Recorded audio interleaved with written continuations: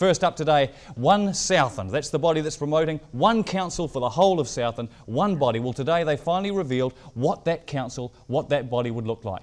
If you look at the top of the graphic there, you see there's only one mayor for the whole of Southland. Then there are 17 on a council, each representing the following wards: Te Anau, Five Rivers, Waikaia, Winton, Riverton, Toitois, Tuatapere, Stewart Island, 2 in Gore and 6 in Invercargill. Then there are 11 community boards and they have 6 members each. So currently there are 130 elected members throughout the whole of Southland. That would be reduced down to 83 with projected savings of 9 million. Welcome into studio, Southland One chairperson, Jim Ryan. Thanks, Jerry. And Bill English. Now, Jim, welcome, Bill. Good evening. Thanks, Jerry.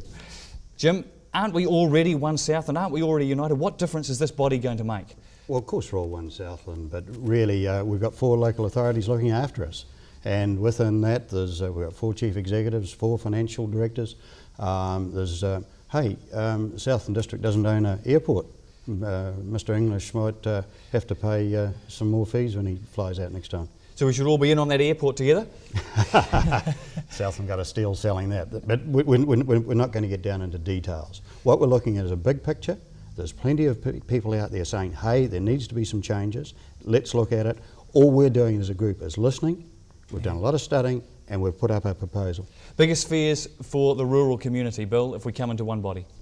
Well, I think the rural community is as keen as anyone to overcome some of the divisions. We aren't One Southland on these issues. We're actually 3 or 4 Southlands. The scope for savings, I think, is pretty obvious, and out in the rural communities in particular, there's plenty of people who are hard pressed to pay the rates.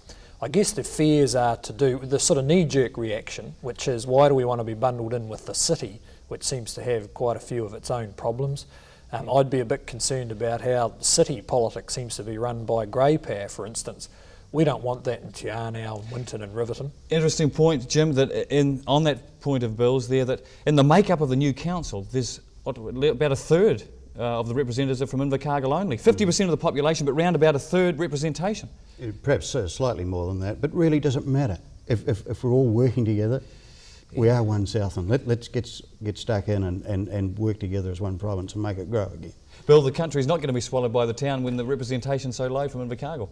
Well, that's right. I mean, I'm a supporter of the proposal to get the 3 district councils into one, but I think to succeed in actually winning the argument, and these are hard arguments to win because we're all very parochial, we're going to have to address the concerns the rural people have about the state of the city council, fence that off and see where we can go from there.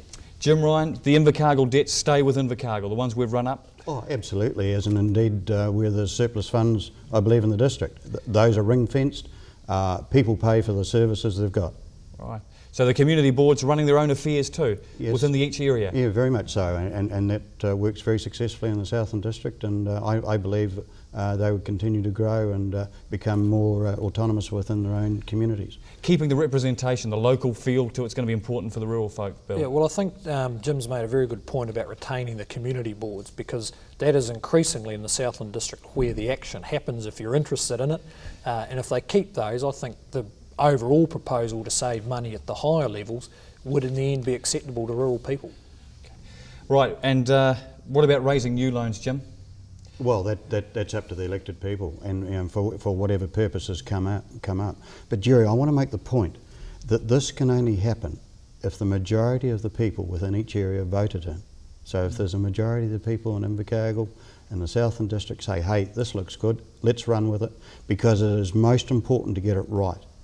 We're only going to have one other crack at it, and it's most important to get it right. To get it right and to sell it, Bill, we have to see that we're actually going to make more money, that the economy is going to be stronger by being united. Can you see ways in which that'll happen? No, not automatically. I mean, I think the selling points for this sort of proposal are the cost savings that people don't have to meet, and also the idea that we could do better by getting together and using the energy that we use to fight amongst ourselves to actually do the kind of things about the economy and the population that we need to do.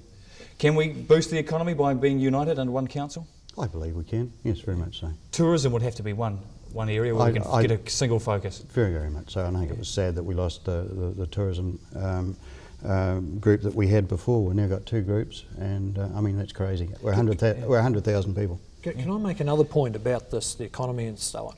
One of the problems I see, because I'm out of Southland quite a lot, is the way people perceive us. These issues are regarded as impossible anywhere.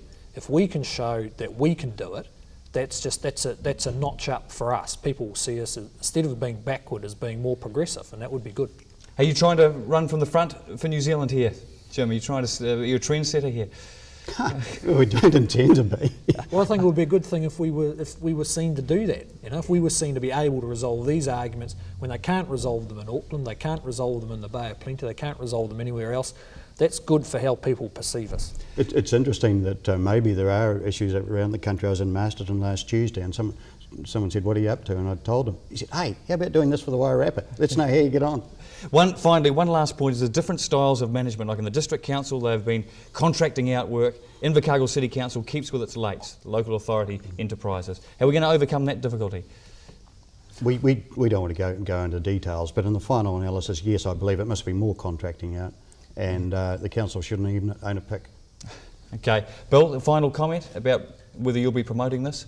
Well, I'd be happy to promote it. In the end, I just don't want to see local body politics outside of Invercargill taken over by the Ratepayers Association and Grey Power the way they have here. That's a problem we'd still have to deal with, even with one council. Thank you very much, Bill English and Jim Ryan. And that's the cause for One Southland. Will we have enough steam to lead the country on that particular issue? Shortly, a different type of frenzy hits Southland. It's duck hunting. And we're going to analyse just what makes people go so crazy over the duck hunting. Plus, we've got our hardest worker, Andrea Tyler, coming in the studio. See you shortly.